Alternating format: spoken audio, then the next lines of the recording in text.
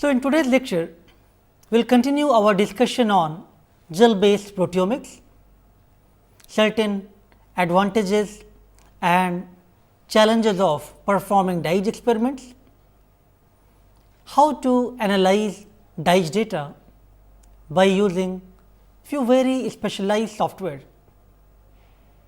and how to interpret that data, how to obtain some meaningful biological information from those analyses. So, today I have invited a guest, Dr. Srinivas from G Healthcare, who is going to talk to us about DIGE technology and give us a demonstration on software to perform DIGE gel analysis.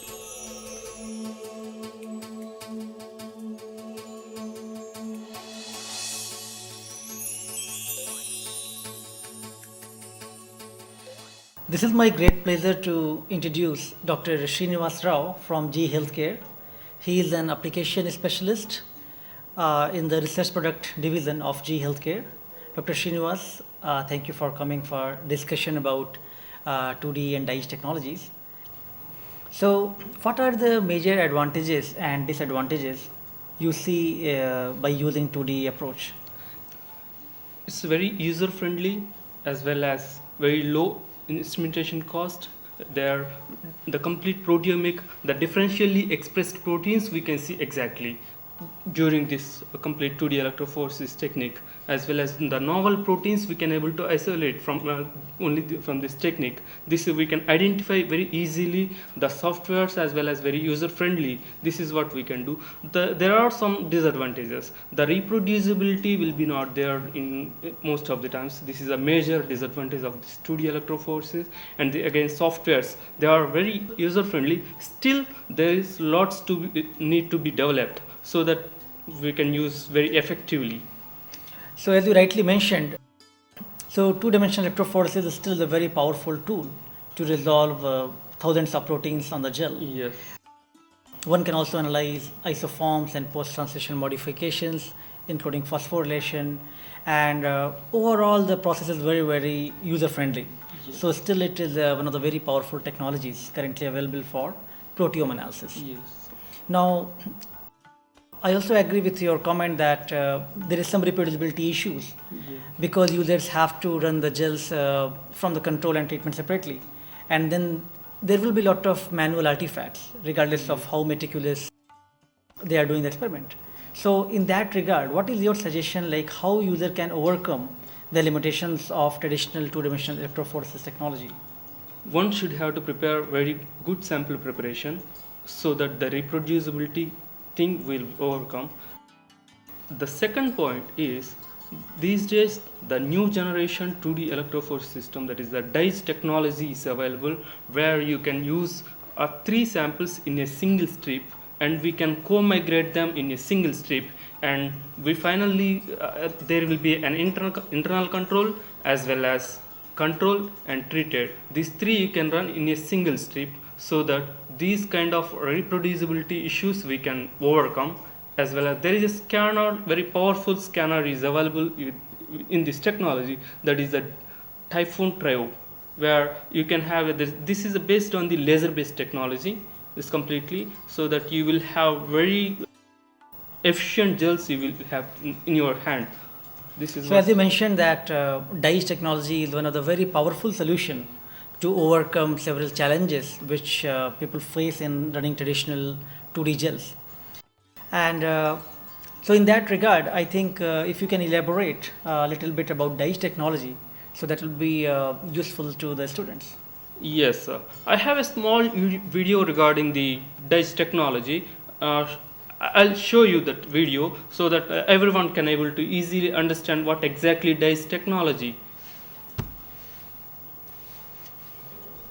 Yes, as we were talking about the 3 samples we can label with Psi2, Psi3, Psi5. Now you have 2 different samples from different source. Now you are taking these 3 samples into 3 different Eppendorf tubes and you are labeling with Psi3 dye as well as again another with Psi5. Then you are taking those 2 samples, pooling them and labeling with Psi2. Then you're mixing those three into a single tube, then you are running in a single strip. There you will be analyzed in first dimension the IEF, whereas in first dimension after analyzing IEF you will be placing into second dimension where you are completely analyzed the second dimension. Now this gel can be scanned in the Typhoon Trioplus where you will have 3 images from a single gel. Then this can be analyzed with the help of decider software, then where the complete analysis can be done with the help of decider.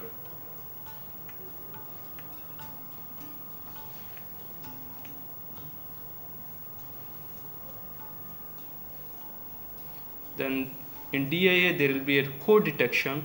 The code detection nothing but there is a standard gel which is labeled with Site2 from the same area we are expanding remaining 2 images also, so that the artifact can be minimized. Again, this is fully automated analysis. There will be very less manual interference would be there in this analysis. And after finishing of DIA, we can go to BVA. In BVA, we can compare all DIAs together. Like as you can see in this video, this complete first of all it matches between the standard gel, and from standard gel to again the corresponding DIA. It matches each and individual spot, and it will give you the final data.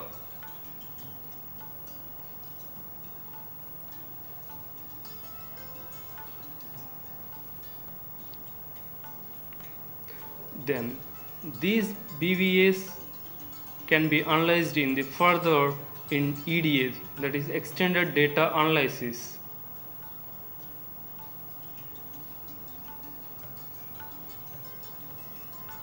Here you will have lots of stringent statistical data, that's a differential expression analysis, pattern analysis, discriminant analysis, and PCA analysis.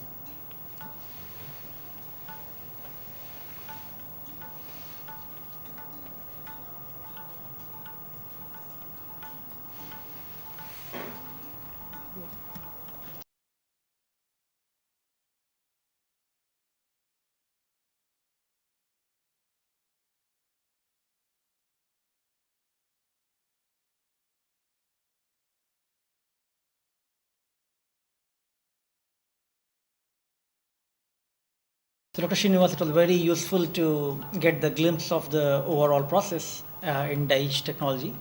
Would you like to elaborate or demonstrate some more detail about steps involved in doing the labeling of this technology? Yes, there is another video where you can see now. This is the second video which you can see more elaboratively. This is particularly a protocol which is developed for membrane protein analysis. Now you can see this video. In the cell surface labeling protocol, seen on top, you label the cells while they are still intact. During the labeling process, the dye will only have access to the cell surface proteins. After the labeling step, the cells are lysed. To verify cell surface specific labeling, the labeled sample was fractionated into membrane and cytosolic proteins. A non-fractionated sample was prepared in parallel for comparison.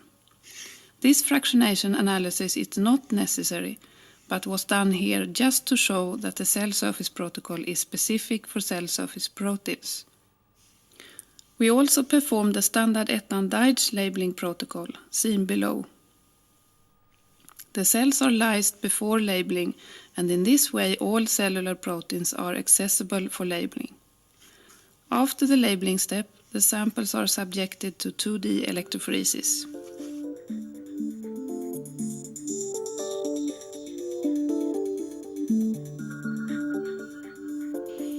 Adherent cells are detached using a non-enzymatic procedure to avoid digestion of the cell surface proteins targeted in this protocol. We use the rubber policeman, but using enzyme-free cell dissociation media is also an option. Count and divide the cell suspensions into aliquots of 5 to 10 million cells per tube. The cells are then pelleted and washed in HBSS pH 7.4 to remove traces of cell culture media. Contamination from serum proteins and fluorescent components can interfere with labeling and detection. Cells growing in suspension are directly pelleted and washed before the labeling step.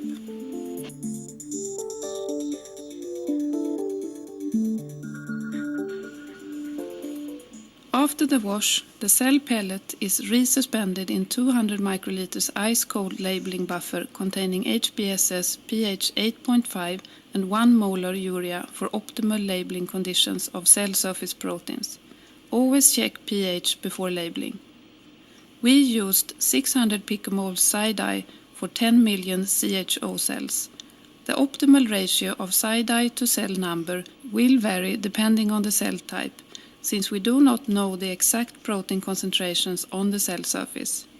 How to determine the optimal conditions for Sci-Dye labeling of proteins is described in the 2D electrophoresis Principles and Methods Handbook.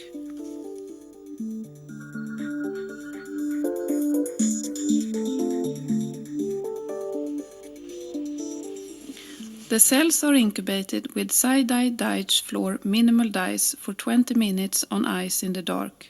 After the labeling reaction, the unreacted dye is quenched by adding 20 microliters of 10 millimolar lysine. The labeled cells are now washed twice in cold HBSS pH 7.4 buffer to remove the excess Sci-Dye. There will therefore be no free dye left for unwanted intracellular labeling of proteins in the next step, which is cell lysis.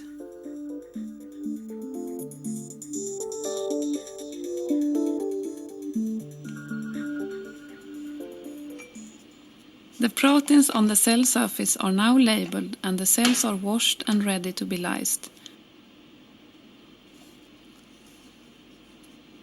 The pellet from the last washing step is resuspended in 150 microliter cold lysis buffer containing 7 molar urea, 2 molar thiourea, 4% chaps, 30 millimolar tris, 5 millimolar magnesium acetate pH 8.5 and left on ice for at least 1 hour with occasional vortexing.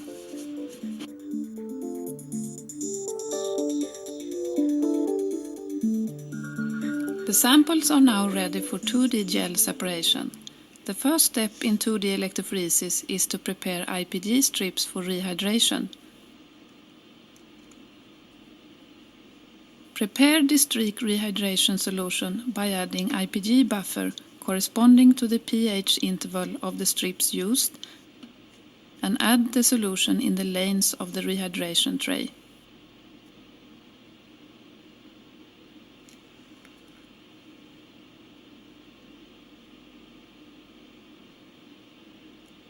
Remove the protective film of the IPG strip and place the strips carefully with the dried gel facing down in the rehydration tray containing the rehydration solution. Close the lid of the IPG box and rehydrate the strips overnight.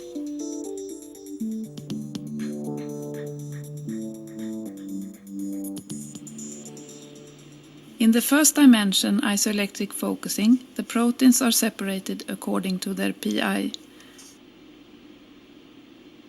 This is performed using the IPG-4-3. The rehydrated strips is placed in the manifold and the electrode is mounted on top. 50 micrograms from each sample were applied using sample application cups. We have either directly applied non-fractionated samples without prior fractionation or fractionated the samples into membrane and cytosolic fractions before they were applied. The lid is closed to protect the fluorescent samples from light. The instrument was programmed according to recommendation and run overnight.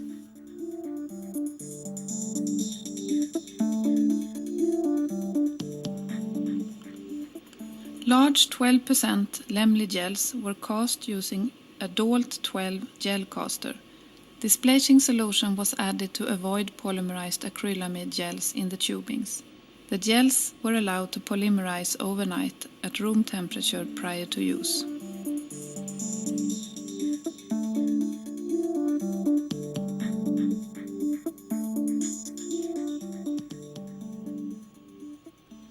After the isoelectric focusing, the strips are removed and equilibrated in SDS-containing buffer in 2 steps using DTT to reduce the disulfide bonds of cysteine residues, followed by alkylation with iodacetamide to avoid modification by acrylamide.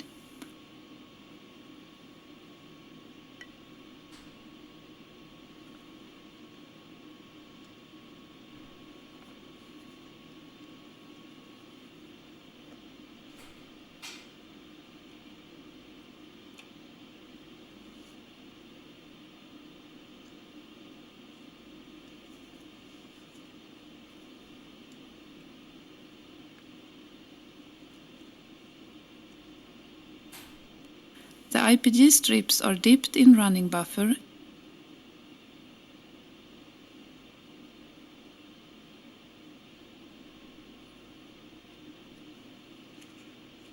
and carefully placed on top of the large 2D gels.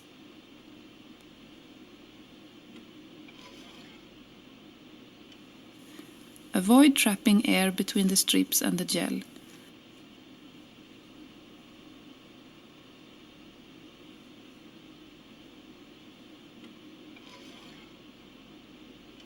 Seal by adding melted 2% agarose solution with bromophenol blue on top.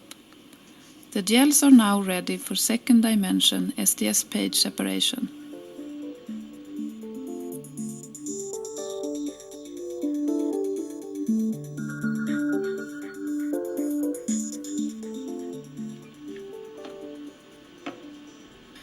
In the second dimension SDS page, the proteins will be separated according to molecular weight, and this is performed with the etan DOLT 6 system. Fill the electrophoresis chamber with anodic running buffer, insert the gels and fill the top compartment with cathodic running buffer. Program the power supply according to recommendations and run the second dimension protected from light for approximately 4 to 5 hours or until the dye front reaches the bottom of the gel.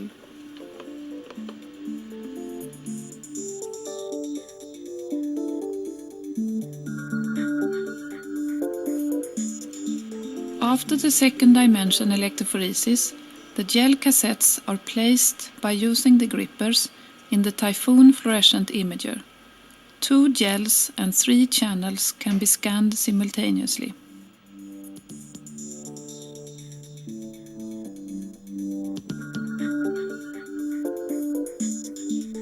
The result from this 2D gel shows high resolution of membrane proteins in the sample, even if there are some known restrictions for hydrophobic proteins to be detected in a 2D gel.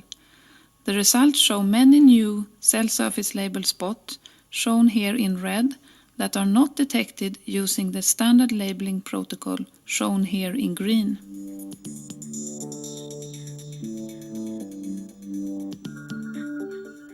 These results show that the cell surface labeling protocol is highly specific for labeling cell surface proteins. Since cell surface proteins are exclusively labeled, they are more easily visualized and attenuation by abundant cytosolic proteins is avoided. The fluorescent image of gels with non-fractionated, membrane fraction or cytosolic fraction is shown on top. Below is an image of the same gel post-stained with silver. The results show no fluorescent labeling of cytosolic proteins, but the silver staining shows that there are proteins in the gels. The results also show similar spot map patterns from non-fractionated and membrane fractions, demonstrating that there is no need for fractionation prior to 2D electrophoresis, which makes this protocol both simple and convenient. Cy2, Cy3 and Cy5 show similar labeling patterns and are all compatible with the cell surface protocol.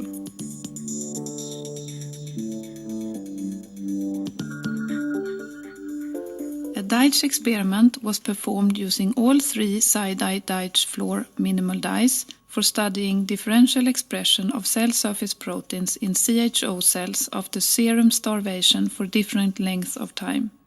Cy2 cell surface samples from all samples in the experiment were pooled and used as an internal standard. The differential changes of several cell surface proteins could be followed during the starvation period. Over 80 novel membrane proteins were detected using the cell surface protocol that were not detected with the standard etan-DIGE protocol. For finding the identity of the proteins in the preparative gel, it was necessary to spike with a cell surface sample to facilitate matching back to the spots on the analytical dataset.